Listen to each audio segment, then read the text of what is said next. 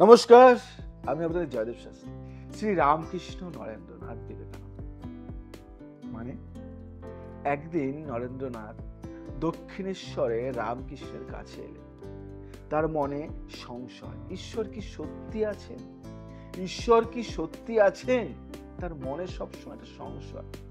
রামকৃষ্ণ তার বুকে হাত রেখে বললেন, এই মুহূর্তে ঈশ্বরকে দেখ, এই মুহূর্তে ঈশ্বরকে দেখ। নরেন্দ্রনাথের চোখের সামনে সবকিছু ঘুরপাক খেতে লাগলো। তিনি দেখলেন গোটা বিশ্ব আলোতে ভরে গেছে, অনুভব করলেন ঈশ্বর আছেন এবং তিনি সর্বত্র। এই ছিল তার দীক্ষা। পরবর্তীতে তিনি সারা বিশ্বে গিয়ে গুরুর নাম উজ্জ্বল করলেন।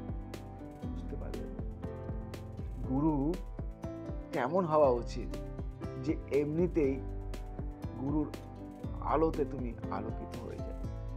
তাই বলবো, যারা আমাকে ভালোবাসো, যারা 51 কালীবাড়িকে ভালোবাসো, তাদের সবাইকে বলবো, যদি মনে হয় যে দীক্ষা নেবে, তাহলে আর দেরি নয়, মহালয়ের দিনে এসে দীক্ষা নেবে।